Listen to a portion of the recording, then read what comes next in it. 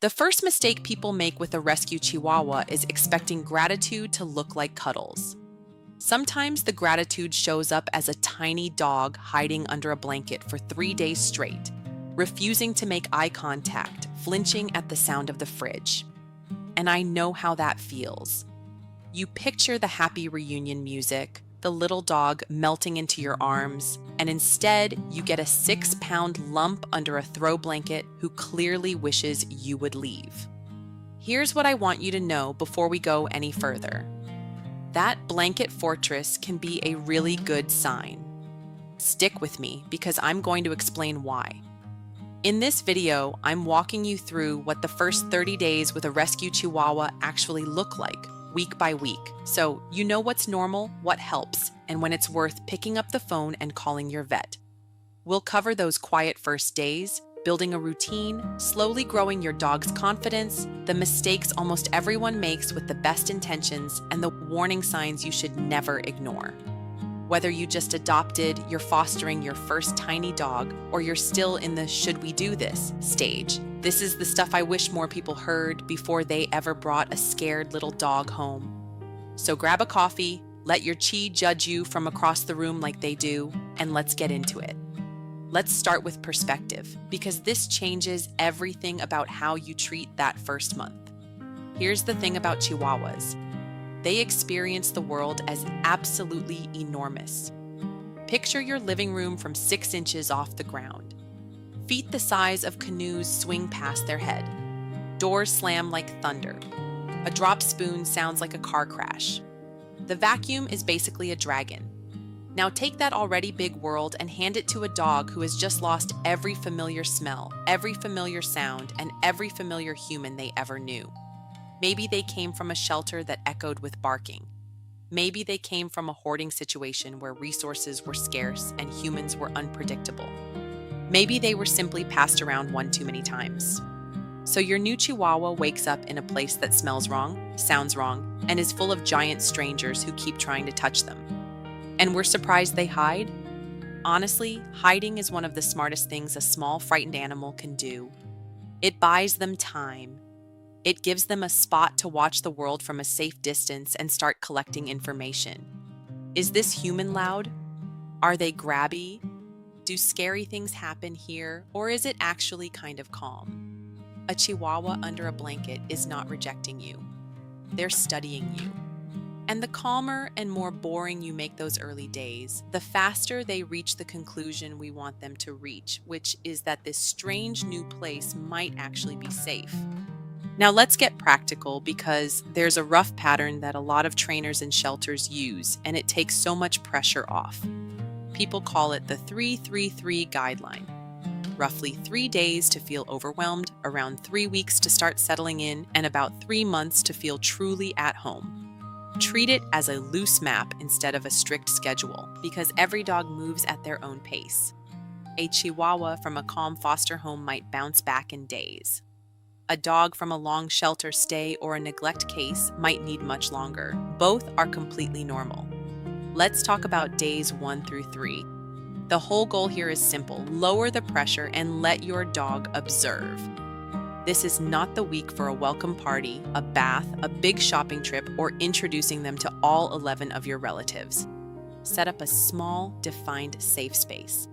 A cozy bed, a blanket they can burrow into, water within easy reach, maybe a crate or playpen with the door left open so it feels like a den instead of a trap. Then, and this is the hard part for dog lovers, let your Chihuahua come to you. Sit on the floor nearby. Read a book out loud in a soft voice. Toss a treat in their direction without reaching over their head, because a giant hand coming down from above is genuinely scary for a tiny dog. And if your dog barely eats for a day or so during all this upheaval, try not to panic. A little stress can dull the appetite. We'll talk about when that crosses a line a bit later. Once that initial shock starts to soften, usually somewhere in the first week, your best tool becomes routine. Predictable meals at the same times, potty breaks on a loop, quiet hours, and active hours. Routine tells an anxious dog that good things happen on a schedule, and that takes a huge mental load off them because they no longer have to brace for the unknown every single minute. This is also potty week, and I want to set realistic expectations. A nervous or previously neglected Chihuahua may have accidents, may have never been house trained at all, or may be too frightened to go outside. Stay calm and consistent. Take them outside, reward quietly when they get it right, and clean up the misses without any drama. Scolding a scared dog for peeing just teaches them that you're frightening when they pee, so now they hide it. Patience genuinely wins here. And spend this week watching more than fixing. Notice what startles them. Notice where they like to tuck themselves. Notice which treats make their eyes light up and what their body does right before they've had enough. Those little details become your roadmap for everything that comes next. Weeks 2 and 3 are my favorite part, because this is usually when personality starts leaking out. A tail wag you haven't seen before. A toy nudged with a nose. A little zoomy down the hallway that stops the second they remember you're watching. Celebrate those moments quietly. This is the stage for gentle confidence building. Keep the safe space available at all times and start adding small, positive experiences on top of it. Short handling sessions paired with treats, so being touched predicts good things.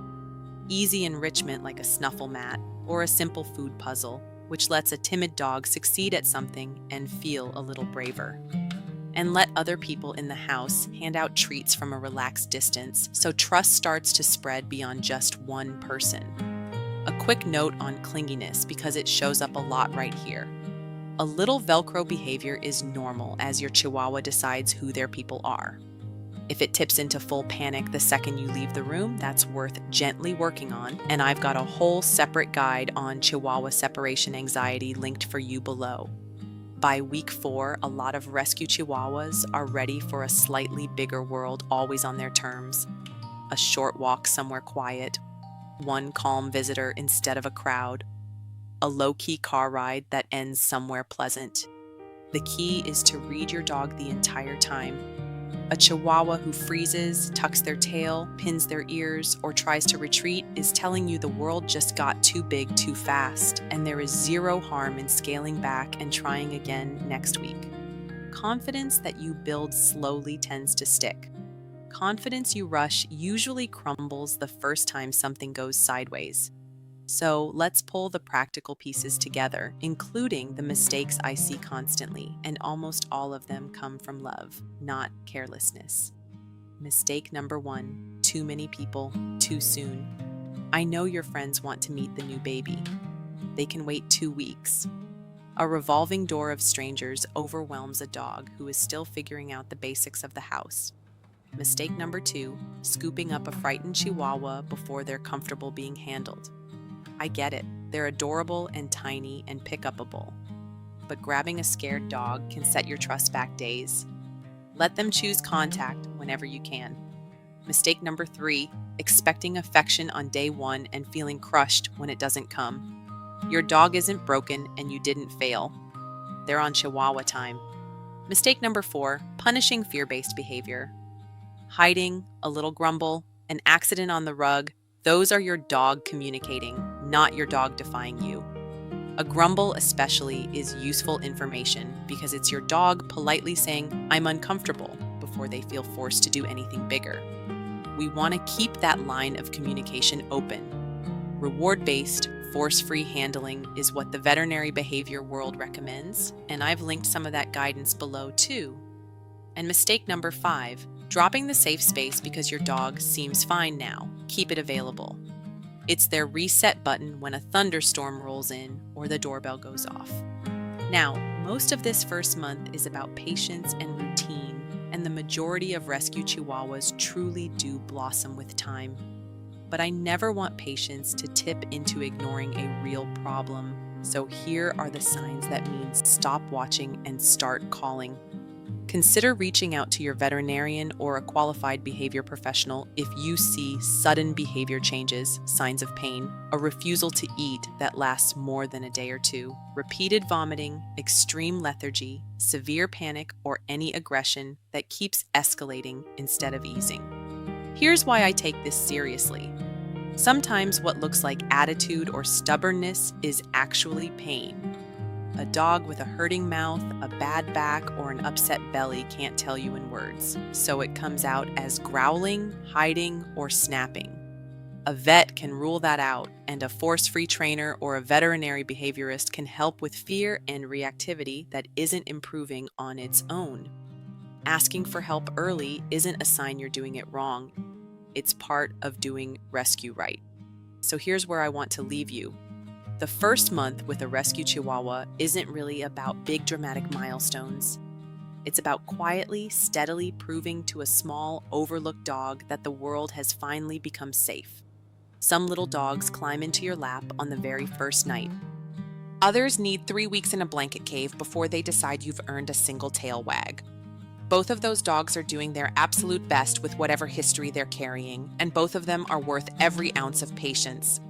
When you slow down, protect their safe space, and let progress happen on Chihuahua time, you give a tiny dog something they may have never had in their whole life, a calm home where they finally get to exhale. Okay, your turn. If you've adopted or fostered a rescue Chihuahua, I really want to know. What helped them feel safe? Drop it in the comments because somebody watching this right now is bringing home a scared little dog this week, and your story might be exactly what they need to read. If this helped you, give it a like so it reaches more new rescue parents. The full written guide is linked down below, and you can join the Chi Society pack for free to get tiny dog tips and rescue stories like this sent straight to you. Give your Chi a gentle scratch from me, and I'll see you in the next one.